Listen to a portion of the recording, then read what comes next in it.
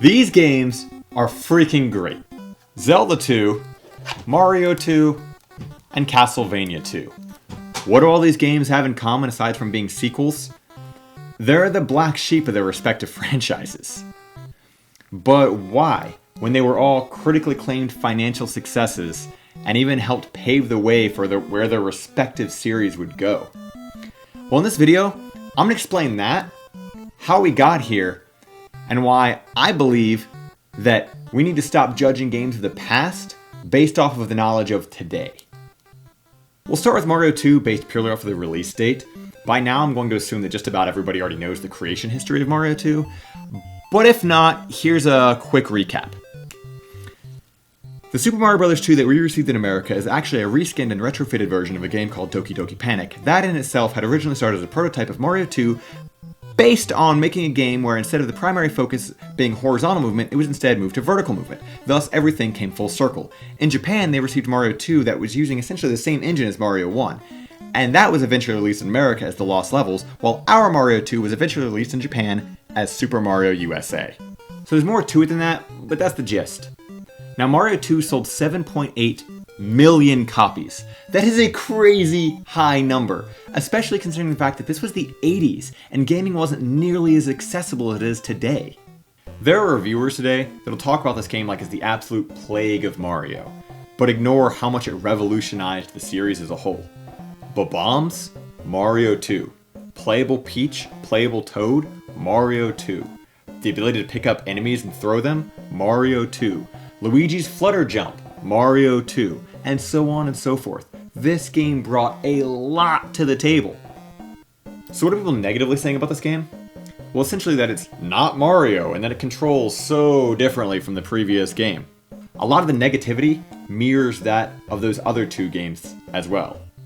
Speaking of which, Zelda 2 and Castlevania 2 both debuted on December 1st, 1988. And trust me, December 1st is a pretty great day.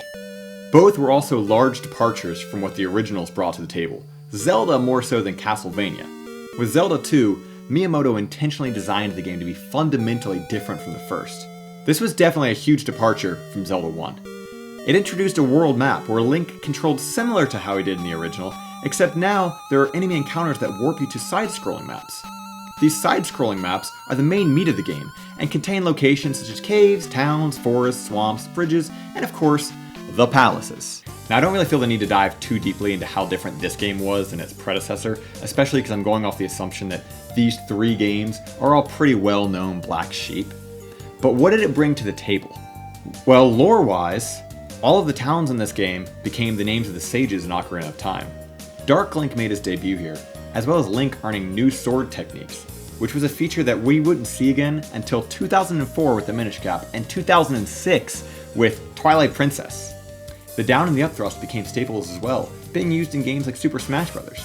So let's talk about the sales of Zelda 2. We don't know how to free Zelda, but we do know why kids love them and critics hate them. John Stossel reports, nuts for Nintendo, when 2020 continues. You came 1,000 miles just for this game? Yes. I've done 7 stores a day for 3 weeks now, and I cannot find it. I have to live with my kids for the rest of the year, so I have to have this on Christmas Day. In 1988, it is reported as being one of the top-selling games of the year, selling 4.38 million copies. The magazine that would become today's Famitsu gave it a 36 out of 40, which was only behind Dragon Quest II. It's the second highest rating they had ever given a game. Now jump ahead to 2004 and 2008, and it's receiving ratings of a 65 out of 100, a 6.9 out of 10. What the hell happened? How did this game drop nearly 30 percentage points? Well, we're almost there. So now we're gonna move over to Castlevania 2, Simon's Quest.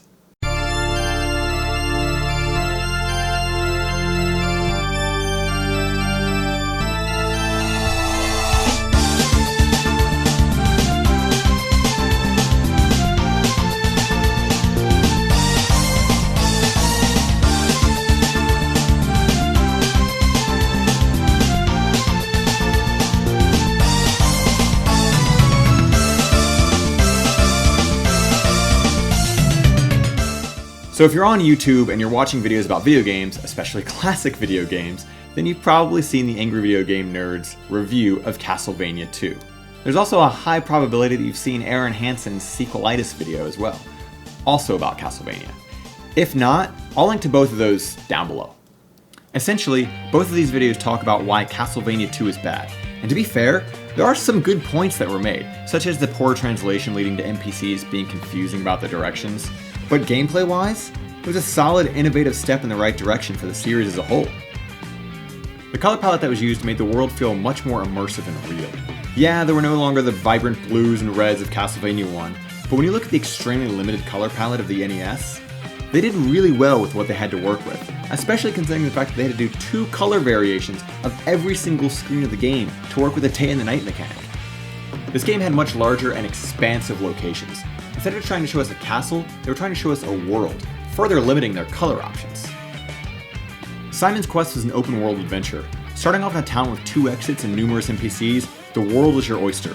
As you journey out, you come to split paths, allowing you, the player, to make the choice to journey further into the wilderness, or perhaps attempt to conquer one of the mansions, or maybe find a new town to upgrade your gear. We can thank Simon's Quest for the likes of games like Symphony of the Night. In fact, Order of Ecclesia feels like it was everything Simon's Quest wanted to be, sans the limitations. Now, Simon's Quest sold nearly 1 million copies, just a bit less than Castlevania 1, and yet more than Castlevania 3. Keep in mind these are third-party titles, so their sales aren't going to be nearly as high as the likes of Mario or Zelda, but trust me, this is still very successful. I remember my dad's friends would come over and share new things they found when playing this game as a kid. There weren't complaints about, it's confusing, it's too open, the continue system makes it too easy. That just didn't exist. Why? Because it was 1988. The video game industry, especially in the home market, was still very much in its infancy. There weren't books, classes, or industry leaders that people could turn to regarding making video games, as the art form was still emerging. New genres, new concepts, and fresh ideas were the norm. There weren't expectations for sequels when a new game came out, and then once a sequel did come out, there wasn't much expectation as to what it needed to be either. None of these formulas were cemented. When people were playing Mario 2 or Zelda 2, it was just accepted that this was indeed Mario and Link. Mario still looked like Mario, albeit a little bit more detailed, and Link still looked like Link. Since Simon Quest is the most like its predecessor, visually and control-wise, again, nobody was saying, "This isn't Castlevania," because it very much was, and is Castlevania. Those thoughts are retrospective concepts. You see, when it comes to Nintendo, they haven't really changed all that much from their time in the arcades. Mario 1 being different than Mario 2 is just like the follow-up to Donkey Kong Jr. That game was completely different than the original. This also won't be the last time they do this either, nor will it be. Just to reiterate, I'm not saying that these games are flawless masterpieces, nor do I think that it's necessarily wrong for anyone to criticize them. You're allowed to like or dislike whatever you choose. But the problem I've observed with a lot of these reviews of these games or other games in the past is that they base their viewpoint on the standards of today. It's very easy to play a game and complain about it, but you have to remember the time frame in which that game you're talking about was made. It's like complaining about the controls in Mario 64, when they literally invented the control stick. Are they Mario Odyssey amazing? No, of course not. But in 1996, they were fantastic. They were perfect. They were what we needed at the time. If Simon's Quest came out exactly as it is today, would it have been acceptable? Not really, no, because we've grown to understand what constitutes good game design. But does that mean it doesn't hold up? Of course it holds up. Think of the video game industry like any other form of art, mirroring the movie industry the most. There are movies that are over 70 years old now that people consider absolute masterpieces, made in an era when people didn't know what good cinematography was, when lighting and film quality was still pretty bad. There was a time when color and even sound weren't even thought feasible. So would it really be fair to look at those movies and judge them based on, say, literally any masterpiece of today? Of course not. You see, I think one of the worst parts about judging games this way is that it can potentially gate people from even trying said games. You don't have to be a sage of knowledge when it comes to playing video games. You're allowed to just play them and enjoy them and it just be a simple hobby. That's totally fine. But I do think it's important to see where these games have come from, especially if you're reviewing them. Let's say you're talking about the latest iteration of Ultra Game X, but you haven't played any of the previous games in the series.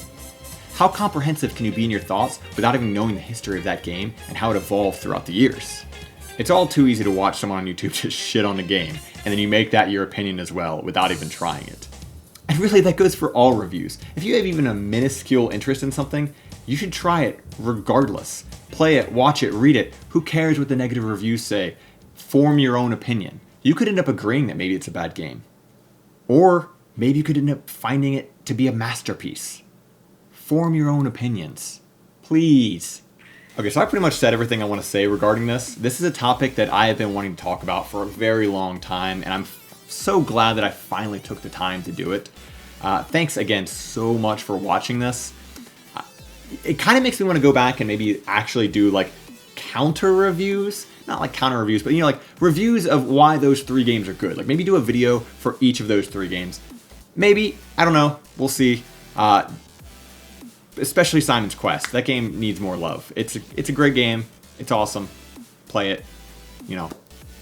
Play Simon's Quest. If you want to watch more of me, I am partnered on Twitch, so you can catch me over there at SimplyAJ, and you can also, find me talking stupid stuff on Twitter, I guess. Cool.